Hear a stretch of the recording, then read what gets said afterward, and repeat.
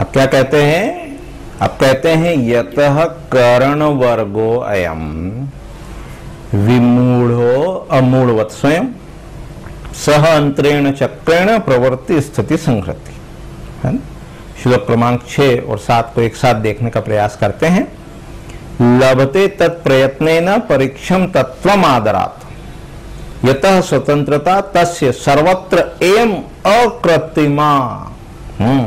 बहुत महत्वपूर्ण बात बताते हुए कहते हैं कि देखो, ये जो हमारा पूरा अंतःकरण के सहित जो करण वर्ग है, बड़ा सरल शब्द है, शरीर है, मन है, बुद्धि है, ये सब क्या है? उपकरण है, इंस्ट्रूमेंट है। कैसे इंस्ट्रूमेंट है? जैसे उपकरण होते हैं कि पेंसिल एक उपकरण है, उससे हम लिखते हैं, है ना। अभी और देखते हैं। तो ये सब क्या है? ये जड़ है, अर्थात इनकी अपनी स्वयं की कोई सामर्थ्य नहीं है। तो ये सब क्या है? जड़ है। और व्यवहार कैसा करते हैं? अमूढ़वत, चैतन्य के समान प्रवृत्ति स्थिति संहृति, चैतन्य के समान व्यवहार कर रहे हैं। कौन? बुद्धि, मन और ये जो शरीर है, ये व्यवहार कर रहा है चैतन्य के समान। और है क्या? जड़। चैतन्य के समान बढ़ रहा है ना। हालांकि चैतन्य में वो सब लक्षण घटित नहीं होते हैं, पर ये व्यवहार कैसा कर रहा है? चैतन्य के समान व्यवहार कर रहा है। देख रहा है, सुन रहा है, स्पर्श कर रहा है, सूंघ रहा है, चल रहा है, फिर रहा है। तो इसकी सामर्थ्य कहां से आ रही है? तो कहते हैं लभते तत्प्रयत्नेन परीक्षम तत्वम आदरात्। इस बात की परीक्षा करो कि ये जो जड़ शरीर है, मन है, बुद्धि है, इनको सामर्थ्य, बल, ताकत कहां से प्राप्त हो रही है, इस बात की परीक्षा करो। देखो एक दो उदाहरण से देखते हैं कि जैसे लोहा है। अब लोहे में जलाने की सामर्थ्य नहीं है ना, पर अग्नि संयोग से लोहा जला रहा है। अब ये जो पंखा है, बल्ब है, ट्यूबलाइट है, फ्रिज है ना, मशीनें हैं, रेफ्रिजरेटर है ना। तो पंखा जो हवा दे रहा है, क्या ये पंखा स्वयं हवा देने में समर्थ है? परीक्षा करो। क्या विद्युत है ना, जो प्रकाश बल्ब के थ्रू दे रहा है, बल्ब में जो प्रकाश हो रहा है, ट्यूबलाइट में जो प्रकाश हो रहा है, क्या वो ट्यूबलाइट और बल्ब स्वयं प्रकाश देने में समर्थ हैं या उनको कहीं से ताकत मिल रही है? परीक्षा करो इसकी। कि फ्रिज जो कि एक उपकरण है, हीटर जो कि एक उपकरण है, ये स्वयं ठंडा गर्म करने में समर्थ हैं या इनको कहीं से पावर, ताकत मिल रही है? तो जब आप इस प्रकार की परीक्षा करोगे कि ये सब जो भौतिक उदाहरण अपन देख रहे हैं, ये तो सब जड़ हैं और विद्युत की, बिजली की, इलेक्ट्रिसिटी की सामर्थ्य से ये अपने अपने कार्यों में लगे हुए हैं कि पंखा हवा दे रहा है, बल्ब प्रकाश दे रहा है, फ्रिज ठंडा कर रहा है ना, जो हीटर है वो गर्म कर रहा है, मशीनें उत्पादन कर रही हैं। ये सब किसकी सामर्थ्य से हो रहा है? विद्युत की सामर्थ्य से। तो जिस प्रकार से ये सब उपकरण हैं, उसी प्रकार से ये शरीर, मन, बुद्धि, ये सब क्या है? उपकरण हैं। इनको सामर्थ्य कहां से मिल रही है? इनको ताकत कहां से मिल रही है? इस बात की क्या करो? परीक्षा करो। लभते तत्प्रयत्नेन परीक्षम तत्वम आदरात्। इस बात को आदर के साथ, श्रद्धा के साथ इस बात की परीक्षा करो कि ये जो शरीर है, मन है, बुद्धि है, इसको सामर्थ्य कहां से मिल रही है, इसको ताकत कहां से मिल रही है, इस बात की परीक्षा करो, है ना। क्यों करो? क्योंकि यत स्वतंत्रता तस्य सर्वत्रम अकृत्रिमा। क्योंकि जब आप उसकी, है ना, उस स्थिति में पहुंचोगे, ये पता लगा लोगे कि ये किसके बल से चल रहा है, तो उसमें स्वतंत्रता है, पहली बात। और कैसी है? सर्वत्र अकृत्रिम, बनावटी नहीं है, लिमिटेड नहीं है। जैसे बल्ब की जो विद्युत है, जब वो मूल स्वरूप में पहुंचेगी तो विद्युत में कितनी सामर्थ्य है? अनंत सामर्थ्य है। और कैसी है? अकृत्रिम है। क्योंकि विद्युत देखो, पंखे के माध्यम से हवा दे रही है, ट्यूबलाइट के माध्यम से प्रकाश दे रही है, मशीनों के माध्यम से प्रोडक्शन कर रही है, हीटर के माध्यम से वही विद्युत गर्म कर रही है, और फ्रिज के माध्यम से वही विद्युत ठंडा कर रही है। तो उसकी विद्युत की सामर्थ्य कैसी है? असीम है, सर्वत्र है और अकृत्रिम। यही उसकी स्वतंत्रता है। तो जब आप अपने स्वरूप को जानोगे, पहचानोगे कि ये जो शरीर को, मन को, बुद्धि को चला रहा है, उसमें जब आप स्थित होगे, पहले तो उसको लक्षित करोगे, परीक्षा करोगे, और जब उसमें स्थित होगे तब उस स्वरूप की जितनी सामर्थ्य, जैसे विद्युत की सामर्थ्य आपने जानी, तो ऐसे स्वरूप की जितनी सामर्थ्य वो आपकी सामर्थ्य होगी। स्पष्ट हो रहा है?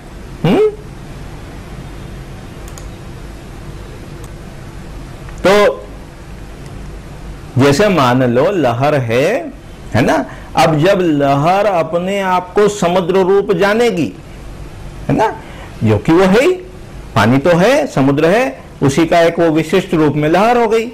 तो जब वो लहर अपने आप को समुद्र रूप जानेगी तो समुद्र की जितनी सामर्थ्य है वो लहर की सामर्थ्य होगी। तो क्या करो, इस तत्व की परीक्षा करो। कैसे करो? आदर के सहित करो। आदर के साथ आप ये जानो कि ये जो हाथ उठा आपका, नेत्र खुला और उसने जो दर्शन किया नेत्र ने, वो किसके बल से किया? क्या ये शरीर का हाथ अपने आप उठ गया? जैसे एक उदाहरण लो कि मन ने सोचा कि भाई सामने मिठाई रखी है, उसको खा लें, है ना, तो मन ने हाथ को इंस्ट्रक्शन दिया, आदेश दिया, नेत्र ने मिठाई को देखा और हाथ ने उठ को उसको मुंह में रखा, मिठाई को मुंह में रखा। तो ये शरीर जो ढांचा है, इसने किसके आदेश का पालन किया? मन के आदेश। मन ने कुछ कहा, बच्चा नहीं पढ़ रहा है, तो मन ने कहा भाई उसको बोलो ऐसा कि पढ़ो। तो ये आदेश किसने दिया? मन ने। और जीव ने उसको कहा कि भाई पढ़, है ना। ये मोटे तौर पे तो यही दिखेगा। जैसे मिठाई खाने की इच्छा है, मिठाई अवेलेबल नहीं है, तो मन ने कहा चलो फलानी जगह बाजार चलो, तो शरीर उठा गया, मिठाई लाया बाजार से और बाजार में खाई या घर पर लाकर उसको खाया। तो ये शरीर जो ढांचा है ये किसके आदेश से चला? तो पहली सीढ़ी में हम कहेंगे या आप जानोगे कि मन ने आदेश दिया और शरीर ने उसका पालन किया। तो जड़ की तो अपनी सामर्थ्य नहीं है, उसने किससे पालन किया? मन से। चलो एक सीढ़ी चल। अब दूसरी सीढ़ी यदि देखो सूक्ष्मता से, तो हमें क्या पता चलेगा कि इसमें थोड़ा और गणित भी है। क्या गणित है? कि जैसे मान लो कोई रोगी है ना, मधुमेह का रोगी है, डायबिटीज का रोगी है, तो अब डॉक्टर ने उसको कहा कि भाई मिठाई से परहेज रखना। अब उसके सामने मिठाई रखी, अब मन ने कहा चलो ये मिठाई खा लेते हैं अपन, पर बुद्धि क्या कहेगी? नहीं, डॉक्टर ने मना किया है, मिठाई नहीं खाना, तकलीफ होगी। तो देखो मन से ऊपर कौन है? बुद्धि। बुद्धि ने क्या निर्णय किया? बुद्धि ने यह किया मिठाई नहीं खाना, है ना, तो उसने मिठाई नहीं कही। क्योंकि शरीर को इंस्ट्रक्शन फिर उसने आगे नहीं पहुंचाई। दूसरा उदाहरण देखते हैं। कोई विद्यार्थी है, परीक्षा का समय है ना, और दूसरे कोई विद्यार्थी है, उनकी परीक्षा हो चुकी है, तो वो खेल रहे हैं अपना। पर जिस विद्यार्थी की अभी परीक्षा नहीं हुई है ना, उसका मन तो करेगा कि चलो अपन भी खेल लें, लेकिन उसकी बुद्धि क्या कहेगी? उसकी बुद्धि कहेगी नहीं, अभी पढ़ लो, परीक्षा के बाद खेलना, टीवी देखना। तो देखो मन ने भले ही संकल्प किया, पर बुद्धि ने उसको काट दिया कि नहीं ये ठीक नहीं है, और विद्यार्थी खेलने नहीं गया, पढ़ रहा है। स्पष्ट है इतना? और एक आध उदाहरण देख लो कि जैसे मान लो ठंड के दिन है, सुबह 5 बजी है, 6 बजी है, और आपकी इच्छा है कि चलो अभी तो सोते रहते हैं। मन क्या कह रहा है? नींद खुल गई है, नींद पूरी भी हो गई, और मन कह रहा है कि अभी सोते रहो। बुद्धि क्या कहेगी? नहीं, कार्य है, उठ जाओ, कार्य करो, घूमने जाओ, व्यायाम करो, योगासन करो, कुछ अध्ययन अध्यापन का कार्य हो वो करो। तो आप उस समय मन की बात न मानते हुए बुद्धि की बात मानकर उठ सकते हैं, उठ जाते हैं। तो देखो मन से ऊपर बुद्धि है ना। तो ये जो शरीर को चलाने वाला कौन है? शरीर किसकी इंस्ट्रक्शन फॉलो कर रहा है? मन की। पर मन से ऊपर कौन है? बुद्धि है। और बुद्धि जो निर्णय करती है, मन उसका अनुसरण करता है। किसी समय अपन देखेंगे कि जिस बात की बुद्धि में शोभनता होती है, मन उसका अनुसरण करता है। किसी और समय देखेंगे, अभी तो सरल रूप में ये देखो कि बुद्धि से नीचे मन और उसके नीचे ये शरीर, इंद्रियां आदि, और ये एक दूसरे का, यानी एक दूसरे से मतलब ये है कि बुद्धि का अनुसरण मन करता है और मन का अनुसरण ये शरीर करता है। तो ये शरीर को कौन चला रहा है? तो एक सीढ़ी ऊपर देखते हो तो मन दिखता है। मन को कौन चला रहा है? तो उससे एक सीढ़ी जब आप ऊपर देखते हो तो बुद्धि दिखती है। इतना स्पष्ट है? ठीक है, चलें आगे। अब थोड़ी सी एक बारीक बात और बच जाती है।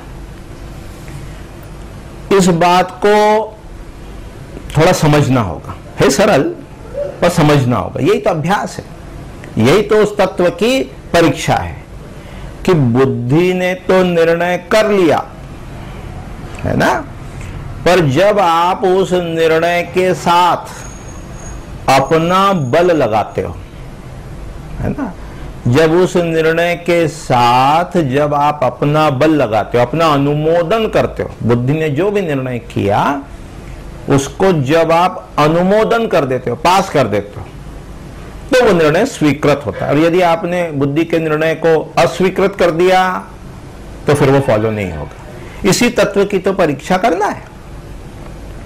ठीक है, किस तत्व की परीक्षा करना है कि ये बुद्धि को कौन प्रेरणा देता है या उसका अनुमोदन आप करते हो। बस जब आपको ये पता चलेगा कि इन सब में आपका ही बल लगा है और उस बल को आप जानोगे, महसूस करोगे और उस बल में आप स्थित होगे, तो उस बल की जितनी सामर्थ्य वो आप में प्रकट हो जाएगी, है ना। अभी क्या लगता है? अभ्यास छूटा हुआ है।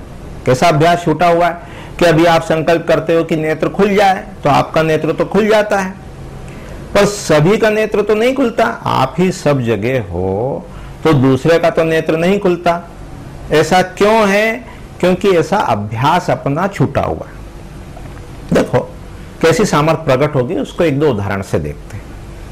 जैसे आज उपकरण के माध्यम से, जैसे मोबाइल है, तो विश्व में कहीं भी बात हो सकती है ना, पर शब्द तो व्यापक है। जिस समय कोई देश विदेश में, दूर अमेरिका में, जापान में, न्यूजीलैंड में, इंग्लैंड में कोई व्यक्ति बैठा है और वो भारतवर्ष में मान लो बात कर रहा है, तो वो शब्द व्यापक है, तभी तो वो ध्वनि को वो यंत्र के माध्यम से हम पकड़ रहे हैं, है ना। जैसे मान लो कहीं कोई चैनल चल रहा है, रूप है, कहीं कोई मैच चल रहा है, तो रूप है, दृश्य है, तो आज हम उसको यंत्र के माध्यम से पकड़ रहे हैं। उस रूप को हम यंत्र के माध्यम से पकड़ रहे हैं, पर आपके स्वरूप में वो सामर्थ्य है कि आप बगैर यंत्र के भी उसको पकड़ सकते हैं। आज क्या है? आज अभ्यास छूटा हुआ है। एक और उदाहरण देखो, जैसे सैटेलाइट है ऊपर, तो सैटेलाइट यंत्र के माध्यम से भूमि के गर्भ में स्थित पदार्थों को देख रहा है, और आपकी जो अहमता है, आपका जो चैतन्य स्वरूप जो कि व्यापक है, पर हो क्या गया है? आप सीमित हो गए, इस देह में सीमित हो गए कि मैं कौन हूं? मैं बस ये शरीर हूं। लहर ने अपने आप को समुद्र के अलावा सीमित कर लिया उस लहर में। आकाश जो कि व्यापक है, घट के अंदर, घड़े के अंदर उसने अपने आप को सीमित कर लिया कि मैं तो बस इतना सा हूं। जब उसने अपने आप को सीमित कर लिया तो बस उतना सा हो गया, है ना। जो उसने माना वही वो हो गया।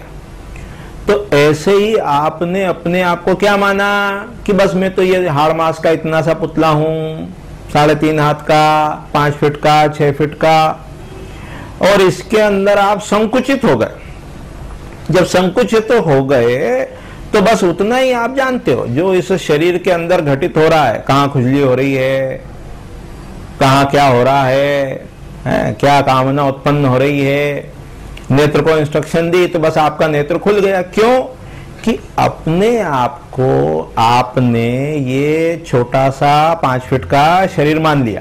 बस ये जो उपाधि आपने ग्रहण कर ली कि मैं ये पुरुष हूं, मैं इतने साल का हूं, इतने वर्ष का हूं, मैं इतना कर सकता हूं, बाकी नहीं कर सकता हूं, ये जो उपाधि आपने ग्रहण कर ली कि मैं ब्राह्मण हूं, क्षत्रिय हूं, वैश्य हूं, शूद्र हूं, फलाना हूं, है ना, मैं माता हूं, पिता हूं, ये जो उपाधि आपने एक्सेप्ट कर ली, ग्रहण कर ली, इससे आप क्या हो गए? संकुचित हो गए। अब ये जो संकोच है, बस आज हूं कल नहीं रहूंगा, पैदा हुआ हूं चला जाऊंगा, ये उपाधि के कारण आपकी जितना का जितना सामर्थ्य था वो संकुचित हो गया।